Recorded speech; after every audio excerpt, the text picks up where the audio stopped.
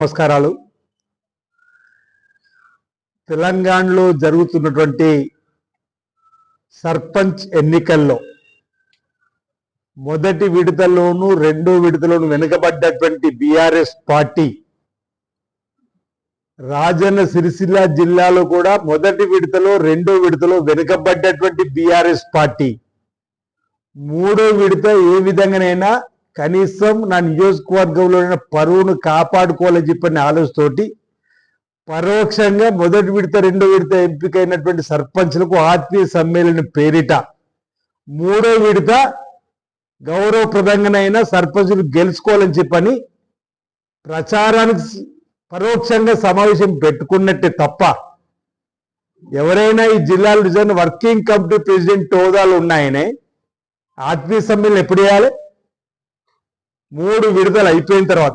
నీ నియోజకవర్గం ఒకటే మండలం అయింది కదా నిన్న. ఇంకా 4 మండలాల్లో సర్పంచ్ ఎన్నికలు 11 ఉన్నాయి. ఇప్పుడే ఆదర బాదరగా వచ్చే ఆత్మీయ సమ్మేళనం పేరిట నువ్వు చేస్తున్న ప్రయత్నం ఏంటంటే మూడో విడతలన్నా కనీసం పరువు కాపాడండి అని ప్రజలను పరోక్షంగా వేడుకోవడానికి కోసమే ఈ ఆత్మీయ సమ్మేళనం అంటుంది. అరే రాష్ట్ర వ్యాప్తంగా మొదటి విడత రెండో విడతలు 4700 పైచిలకు కాంగ్రెస్ పార్టీ మద్దతుదారులు గెలిచినని చెప్పని అన్ని పత్రికలు రాస్తే నేను అవసరం తెలంగాణ రాయకపోతే మాకేం బాగలేదు. నువ్వు 2000 కూడా దాటిన పరిస్థితి అయితే ఈరోజు ఇక్కడ మాట్లాడుతూ ఈ రాజన్న సిరిసిల్ల జిల్లాలో 80 దాటినం అంటున్నావు. అరే నువ్వు 60 కాడిని అయిపోయినావు చెప్పని పత్రికలు చెప్తే ఏంటి అటు ఈ గ్లోబల్ ప్రచారం ఏంటి కేటీఆర్ గారు అంటున్నా. మసిపూసి మామిడికాయ చేయడం మొదటి నుంచి మీకు అలవాటు. అంటే ఏ విధంగానైనా మూడో విడత జరుగుతున్నటువంటి అటువైపు ఎల్లారెడ్డిపేట, వీర్నపల్లి, ముస్తాబాద్, గంభీరావుపేటలోనైనా ఒక్క సీట్ అన్నా ఎక్కువ గెలిచి పరువును కాపాడుకోవాలని చెప్పే నీ ప్రయత్నం ప్రాకులాడ తప్ప ఈరోజు ఆత్మీయ సమ్మేళనంలో నేను ఆ 4 మండల ప్రజలు విజ్ఞప్తి చేస్తున్నా. అధికార పార్టీ అభ్యర్థులకు మీ అమూల్యమైన ఓటు వేసి గెలిపించబడుతున్నా. గ్రామాలను అభివృద్ధి పత్రంలో తీసుకొని పోయే ప్రయత్నం చేయడానికి మీ యొక్క సహకారం ఇవ్వాలని చెప్పి సందర్భంగా కోరుతున్నా. నిజంగా విజ్ఞులు, ప్రజలు, ప్రజాస్వామికవాదులు ఒక్కసారి ఆలోచించండి. ఎప్పుడు పెడతారు మీరు ఆత్మీయ సమ్మేళనం? మొత్తం ఎన్నికల ప్రక్రియ పూర్తయిన తర్వాత. లేదు నీ దగ్గరకు ఒకవేళ వాళ్ళు వచ్చినప్పుడు గౌరవంగా శాలువ పడితే తప్పులేదు. కానీ ఏకంగా ఆత్మీయ సమ్మేళనం పేరిట ఒక సభను జరుపుకోని ఇక మమ్మల్ని అంటున్నాడు. అరే మీ 2 సంవత్సరాలు పూర్తయినటువంటి సందర్భంలో ప్రజల దగ్గరికి వెళ్తే తప్పుపడుతూ నువ్వు ఇంకో ప్రక్రియ పూర్తి కాకముందే వచ్చినావంటే ఈరోజు నీలో భయం స్పష్టంగా కనిపిస్తుంది. ఈరోజు నా గెలుపు కోసం కూడా ఏదో మాట్లాడినట్టుగా 2009లో నువ్వు 171 ఓట్లతో గెలిచినావు. అది మర్చిపో కేటీఆర్ అంటున్నా. 2018లో 89,000 మెజార్టీ, నీ 2023లో 27,000 మెజార్టీ. ఎటువైనా నీ 62,000 ఓట్లు ఉంటున్నా. పార్లమెంట్ ఎన్నికల్లో నీ సిరిసిల్లలో భారతీయ జనతా పార్టీకి అప్పుడు నీ ఓట్లు వేయినప్పుడు అంటే ప్రశ్నించేవాళ్ళు అనుకుంటున్నావు అంటున్నా. ప్రజాస్వామ్యంలో గెలుపు ఓటము సమానం. గెలిచిన ప్రజల మధ్యలో ఉన్నా, మీలాగా పట్టణాల్లో లేను. ప్రజలు ఆశీర్వదించారు, ప్రజల ఆలోచనకు అనుగుణంగా పనిచేస్తున్నా. గెలిచిన సర్పంచ్ అందరికీ శుభాకాంక్షలు చెప్పినాం. వస్తున్న అందరికీ కూడా మీ గ్రామాల అభివృద్ధిలో ప్రభుత్వం పాలు పంచుకుంటుందని చెప్పినాం. నీ మెజార్టీ ఎంత? 89 నుంచి 27,000 అంటే 62,000 ప్రజలు నీ వెనుక నుంచి. అరే 10 ఏళ్ళు అధికారంలో కదా, నీ దగ్గర 62,000 మెజార్టీ ఎటువంటి ఉంటున్నా. యువరాజు నాన్న తర్వాత నాన్నలాగా నువ్వు కేసీఆర్ తర్వాత యువరాజు 89 నుంచి ఇంకా 10 ఎగబాకాలే. 62 అడిపోయినట్టు నువ్వు ఫెయిల్ అయినట్టు కాదా అంటున్నా. పరువు ఓలగా మీద అంటున్నా. ఇప్పుడు వ్యక్తిగా విమర్శించడం మానుకో. ఇంకా మీ బీఆర్ఎస్ పార్టీలు ఎవరుంటారు నాయన? మీ సొంత చెల్లి కవితనే వెళ్ళిపోయి. మీ సొంత చెల్లి కవిత ప్రశ్నలకు జవాబు చెప్పలేకపోయి.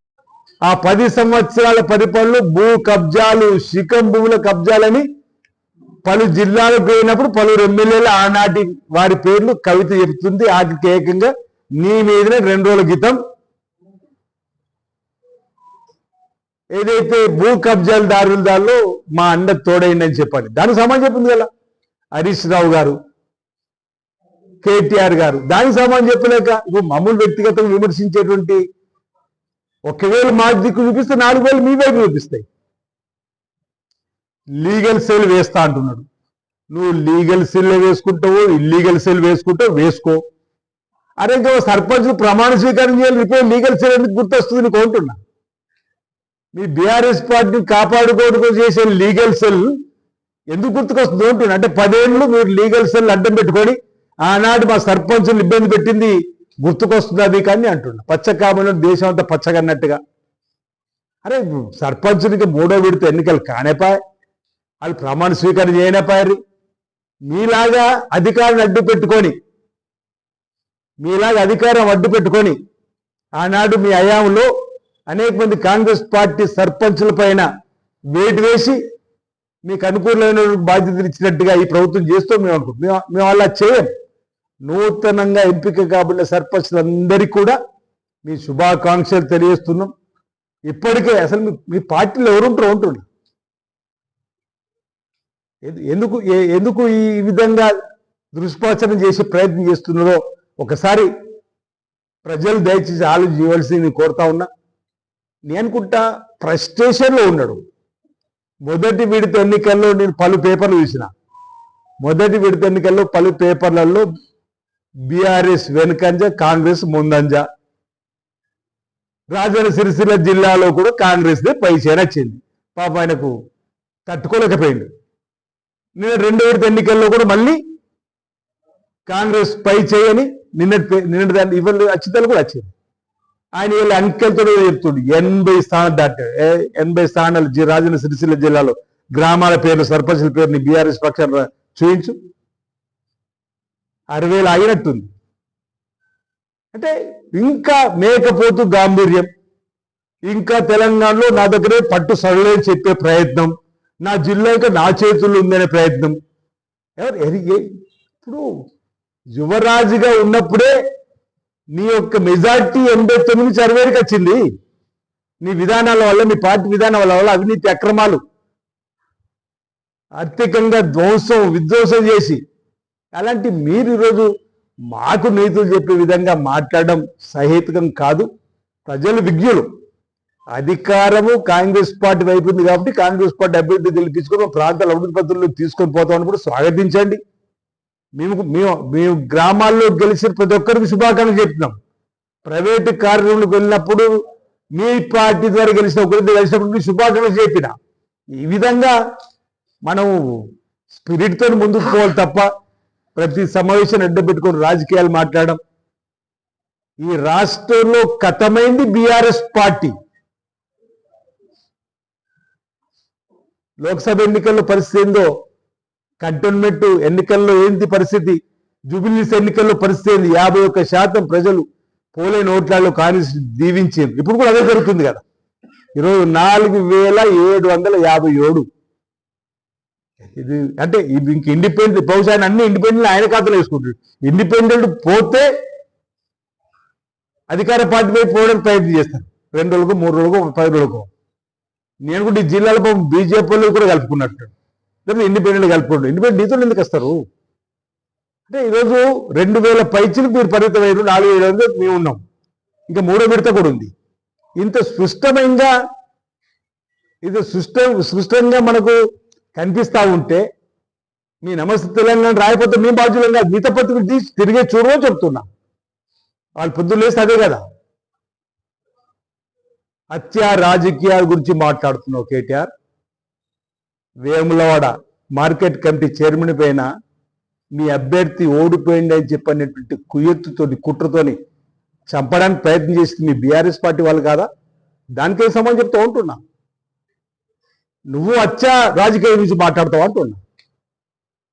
ఓ దళితుడు వేములవాడ మార్కెట్ కమిటీ చైర్మన్గా ఉన్నటువంటి ఆయన గ్రామంలో కాంగ్రెస్ పార్టీ అభ్యర్థి గెలిచి ఆయన చంపాలని చూస్తున్నటువంటి మీ పార్టీ, మీరు ఈరోజు ఇక్కడ హత్యా రాజకీయాల గురించి నూతనంగా ఎంపికైనటువంటి సర్పంచుల దానిలో మాట్లాడి ఏం సాధించాలనుకుంటావు నువ్వు అంటే రెచ్చగొట్టే విధంగా ప్రకటనలు చేసి ఈ 4 మండలాల్లో 3వ విడత జరిగేదాన్ని ఎన్నికల్లో గెలవాలని చెప్పి చూడడం తప్ప మరోటి ఏముందో అని అంటున్నా. మేము అధికారులు ఉండి కూడా అలాంటి ఘటనలు జరిగినప్పుడు కూడా సామరస్యపూర్వకంగా ఉండే ప్రయత్నం చేస్తున్నాం. చట్టం తన పని తను చేసుకుపోతుందని చెప్పినటువంటి ఆలోచన ఎక్కడ మీలాగా యాగి చేయలే, అధికారులను ఎక్కడ యాగి చేయలేమంటున్నా. మా దళిత మార్కెట్ కమిటీ చైర్మన్ మీరు చంపాలని చేసినటువంటి కుట్ర బయటపడ్డ తర్వాత చట్టం తన పని తను చేసుకుపోతుందని చెప్పని మీ చట్టం మీద గౌరవంతో ఉంటే ఇక ఉల్టా చోర్ కోత ఏదో హిందీ సామెత, తప్పు చేసేది మీరే, హత్యా రాజకీయాలు పొంచేసేది మీరే. ఈరోజు ఇక్కడికి వచ్చేది హత్యా రాజకీయాల గురించి గొప్పలు మాట్లాడుతున్నాడు. రాజన్న సిరిసిల్ల జిల్లాల ప్రజలు విజ్ఞులు. ఈరోజు ఇందిరమ్మ రాజ్యంలో ప్రజా పాలనలో అరే నువ్వు పెట్టిపోయిన బకాయిలు తీరుస్తున్నావు. మేము 300 పైచిల కోట్లు నువ్వు నేతనాలు బకాయిలు పెట్టిపోతే చెల్లించింది మేము కాదంటున్నా. మలక్పేట ప్రాజెక్టు కాంట్రాక్టర్ బకాయిలు పెట్టిపోతే చెల్లించింది మేము కాదంటున్నా. కలిగొట్ట సూరం ప్రాజెక్టు 75 కోట్లు, 1 కాదు 2 కాదు, ఇక 325 కోట్లు, అక్కడ 75 కోట్లు, 3 దఫాలుగా 25 3 సార్లు 25 కోట్లు ఇచ్చి పనులు జరుపుతా ఉన్నాం. అసలు ఏగోమానరు సాగుని తీసుకురావాలనే ఆలోచన మీకు వచ్చిందా? ఈయన గొప్పలు చెప్పుకొని ఈరోజు మమ్మల్ని విమర్శించేటువంటి పరిస్థితి, తిరిగి మాతో తిట్టించుకునే పరిస్థితి, ఇది సబబు కాదు, సరైనది కాదు. ప్రజాస్వామ్యంలో నేనైతే అనేక సందర్భాలు చెప్పిన ఎన్నికలప్పుడే రాజకీయాలు, ఎన్నికల తదుపరి రాజకీయాలకు అతీతంగా పార్టీలకు అతీతంగా మన ప్రాంతాలు అభివృద్ధి పద్ధతి చేసుకుందామని చెప్పాను. ఆ విధంగా అభివృద్ధి చేసుకుంటున్నాం. ఇక్కడ నేతనుడు చేతి నిండా పని కల్పిస్తున్నాం. రైతులకు రుణమాఫీ చేసిన 25 లక్షల 25,000 కుటుంబాలు, ఏది రైతు రుణమాఫీ అంటాడట, పచ్చకామలోని రోగంతో పచ్చగా ఇంతకుముందు చెప్పినట్టుగా. అరే మీ అయ్యంలో పావులు ఇస్తే అసలు మిత్తిగా వేయింది. నువ్వు 25 లక్షల 25,000 కుటుంబాలకు ఒకే టోకెన్ రుణమాఫీ వేసిన, కొత్త రుణాన్ని తీసుకునేటువంటి రుణమిత్తి చేసినాం, కొత్త రుణం ఇప్పించి ఏర్పడేసినాం. ఏమైనా గ్యారెంటీలు అంటుండు. ఈయనేదో మొత్తం సొమ్మంతా బీరోలో దాచిపెట్టిపోయినట్టు, మీ ఆ సొమ్మునేదో పంచనట్టు. అరే 8 లక్షల కోట్ల అప్పులో పెట్టిపోయినావు కేటీఆర్ ఈ రాష్ట్రాన్ని. 2014 చేతులు పెట్టిదో 70,000 కోట్ల అప్పు, 6,000 సంవత్సరానికి వడ్డీ కట్టమని చెప్తే నువ్వు మాకు అప్పైపోయినా 8 లక్షల కోట్ల అప్పు, నెలకు 6,000 వడ్డీ.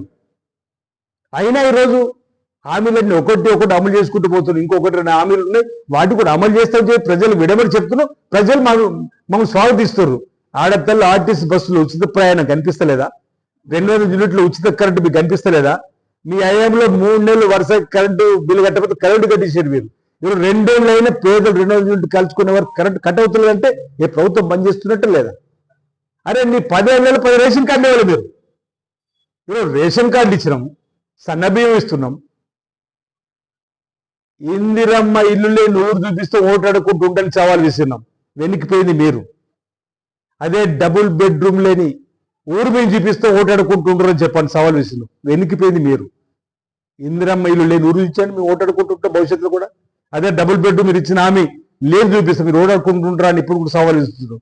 దానికి ముందుకు రారు. ఆనాటి ఇందిరమ్మ ఇల్లే మళ్ళీ ఇప్పుడు ఇందిరమ్మ ఇల్లు ఈ ఆయంలో ఉన్నాయి. 1, 2 కాదు 5 లక్షలు ఇచ్చి పేదలకు ఇల్లు నిర్మిస్తున్నాం. ఇన్ని చక్కటి సంక్షేమ కార్యక్రమాలు అవుతా ఉంటే రెచ్చగొట్టే విధంగా సన్ని కార్యకర్తలు సంతృప్తి పరిచడానికి మాట్లాడుకుంటూ మాకు అభ్యంతరం లేదు. కానీ మమ్మల్ని, మా పార్టీని, ప్రభుత్వాన్ని విమర్శిస్తే ప్రజలకు తిరిగి సమాధానం చెప్పాల్సిన బాధ్యత మా పైన ఉంది. కాబట్టి ఈ అంకెల గారెడితోటి ప్రజలను మభ్యపెట్టి మాయల మాటలతోటి ఇంకా పబ్బం గడుపుకోవాలని చూస్తే కరెక్ట్ కాదనే మాటను ప్రజలకు చెప్పడానికి కోసం ప్రయత్నమే ఇది. ఈ విధంగా ఇప్పటికీ రాజన్న సిరిసిల్ల జిల్లాలో మొదటి దశలో కాంగ్రెస్ పై చేయింది, 2వ దశలో కూడా కాంగ్రెస్ పార్టీ పై చేయింది. రాష్ట్రంలో కూడా అదే విధంగా, 3వ స్థాయిలో కూడా రాష్ట్రంలో అదే విధంగా ఉంటుంది. నీ ఆరాటం అంతా నాకు అర్థమైంది. ఈ 3వ దశ 4 మండలాలు 1 సీట్ అని ఎక్కువ వచ్చి నాకు పరువు కాపాడుకొని చూస్తా ఉన్నాం. బహుశా అది చూసినా ఈ 3 దళాలకు వచ్చే వరకు జిల్లాలో పైచే కాంగ్రెసే ఉన్నది. మీరు దానికి ప్రజలు మభ్యపెట్టడం మానుకో. నువ్వు నేరుగా ఆ 4 మండలాలకు అప్పీల్ చేసుకో. నా నియోజకవర్గం 4 మండలాలు మా అభ్యర్థి గెలిపించుకోమని సూటిగా సామాన్య చెప్పుకో. ఒక డొంక తిరుగుడు ఈ విధంగా మాట్లాడి మమ్మల్ని లేదు విమర్శిస్తే ఇది సరికాదు కేటీఆర్ అని చెప్పి సందర్భం తెలియస్తా ఉన్నా.